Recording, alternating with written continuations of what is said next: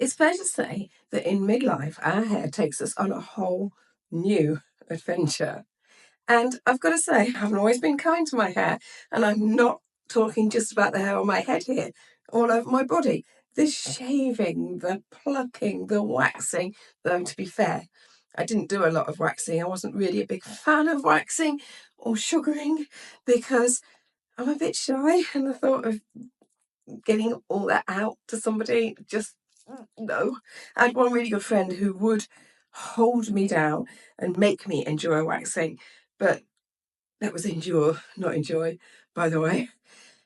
But apart from that, no, never voluntarily waxed.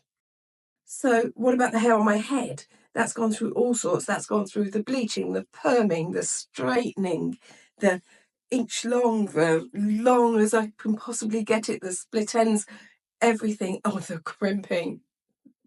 Oh my God, the crimping in the 80s. So it's fair to say it's probably getting its own back. But now there's hair coming out in places where it never used to. And the rest of it isn't where it used to be. It's very confusing. A lot of the places I used to tweeze and pluck, hair's never going to grow back there again.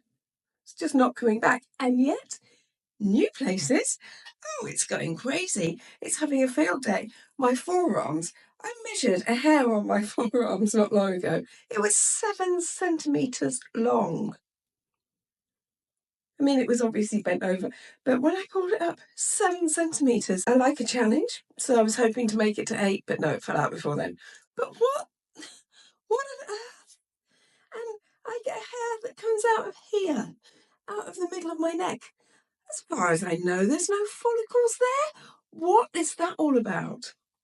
As for my armpits, well, I no longer have to shave my armpits, which is really peculiar. And I have got a friend, I'm not going to name her, whose armpit hair seems to start here and seems to go to here. I wonder if she's got hairy armpits. She's 6 months older than me. I wonder if hers are still there. How can I ask that question?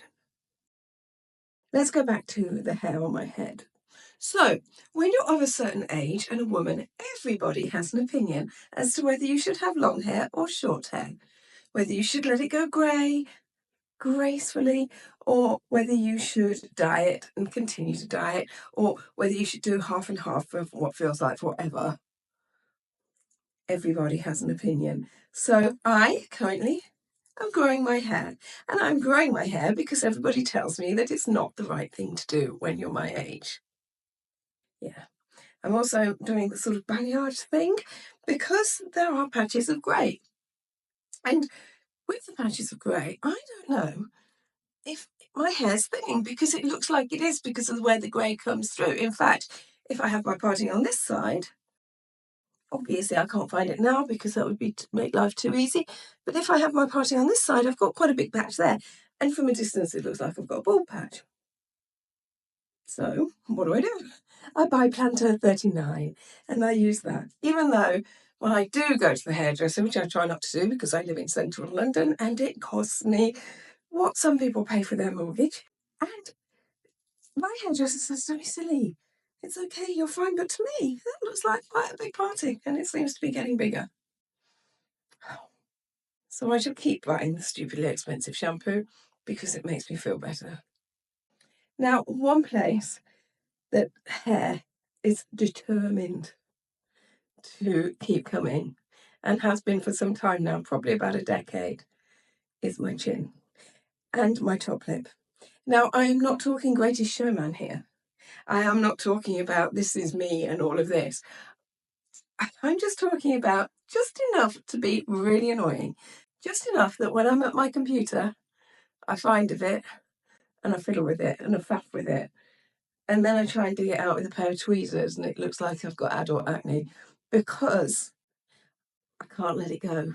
Once it's there, I can feel it because they're those horrible coarse ones, aren't they? Now, once upon a time, I had a boyfriend and he was really nice. And we had been out for dinner and we went and sat by the harbour in his car, all very romantic, just listening to the clink clink of the masts. It was all very beautiful and very nice. And then he looked down at me. I was like this on his lap. He looked down at me and I looked up at him and he went, "You've got a hair on your chin." And that, my friends, was how he ended up very single very quickly.